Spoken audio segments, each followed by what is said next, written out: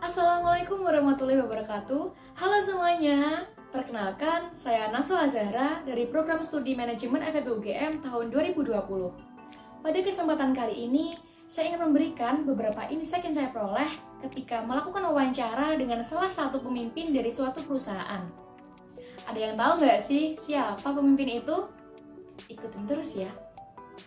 Beliau adalah Bapak Dudun Handikto, Sarjana Kehutanan, Institut Pertanian Bogor, jurusan Konservasi Sumber Daya Hutan tahun 1997.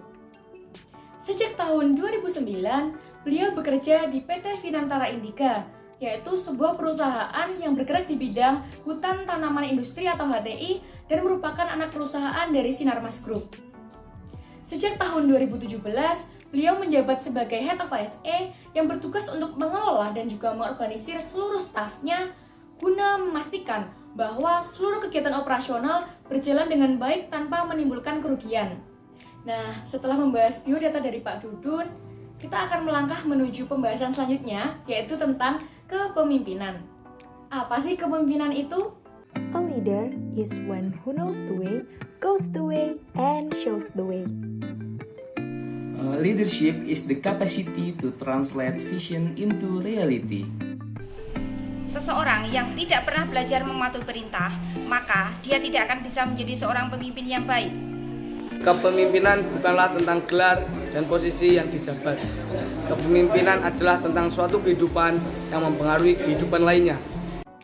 Dari beberapa pendapat orang-orang mengenai kepemimpinan di video yang tadi, saya juga akan memberikan pengertian kepemimpinan menurut salah satu tokoh. Menurut Tariaman, kepemimpinan adalah suatu ilmu dan seni yang digunakan untuk mempengaruhi orang lain atau kelompok individu agar saling bekerja sama dalam rangka mencapai tujuan organisasi. Dengan demikian, dapat disimpulkan bahwa kepemimpinan adalah suatu usaha untuk menggerakkan orang lain atau suatu kelompok tertentu dengan cara mempengaruhi untuk memotivasi dalam mencapai suatu tujuan tertentu. Dalam sesi wawancara yang saya lakukan dengan Pak Dudun, saya memperoleh 5 insight yang saya dapatkan untuk saya ceritakan dalam video kali ini. Pertama adalah mengelola sumber daya manusia. Sebelum mengelola tim, Pak Dudun memiliki cara untuk memaksimalkan pemanfaatan sumber daya manusia agar dapat berjalan secara maksimal. Hal pertama yang dilakukan adalah mengetahui karakteristik-karakteristik yang dimiliki oleh anggota timnya. Dengan modal tersebut, beliau bisa membuat suatu keputusan mengenai pengelolaan tim sehingga dapat sejalan atau selaras dengan tujuan organisasi. Pak Dudun juga memberikan ruang bagi karyawannya untuk mengembangkan potensi yang dimiliki atau karakter yang dimiliki dengan mendorong pertumbuhan secara profesional. Yang kedua adalah membangun komunikasi efektif. Komunikasi efektif adalah pertukaran ide atau gagasan yang menghasilkan suatu perubahan sikap sehingga terjalin hubungan baik antara pemberi pesan dan juga penerima pesan.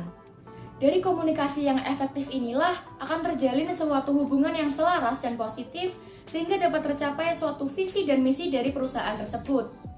Jika kita bisa membangun komunikasi yang efektif, maka lawan bicara akan bisa menangkap maksud dan tujuan atas pernyataan yang kita ucapkan. Yang ketiga, membangun relasi dengan rekan bisnis. Tidak hanya terkait dengan personal branding, tetapi semakin baik jaringan karir kita, semakin besar pula peluang kita untuk membesarkan bisnis sehingga prospek karir kita ke depan akan meningkat. Yang keempat, membangun budaya adaptif dan juga menjadi problem solver. Seorang pemimpin harus tanggap ketika dihadapkan pada perubahan yang begitu cepat. Dari perubahan tersebut, seorang pemimpin harus mencari solusi terbaik dengan mempertimbangkan dampak buruk yang akan terjadi. Yang kelima, memberikan apresiasi kepada karyawan. Semua orang pasti ingin diapresiasi ketika sudah melakukan pekerjaan dengan baik. Bukan karena gila hormat ya, tetapi adanya apresiasi ini akan memotivasi karyawan untuk mengerjakan pekerjaan yang lebih maksimal di kemudian hari. Nah, beberapa poin tadi merupakan insight yang saya dapatkan ketika sesi coaching dengan Pak Dudun. Apakah kalian juga setuju? Tulis di kolom komentar ya. Semoga apa yang sudah saya paparkan dapat bermanfaat bagi kita semua. Sekian dari saya, apabila ada kurangnya saya mohon maaf. Wassalamualaikum warahmatullahi wabarakatuh. Tunggu dulu, masih ada sedikit cuplikan dari Pak Dudun untuk kita semua. Disimak ya. Jadilah dirimu sendiri, kemudian jadilah kamu yang terbaik untuk dirimu, dan jadilah kamu yang terbaik untuk orang lain. Itu mungkin yang bisa saya sampaikan. Terima kasih.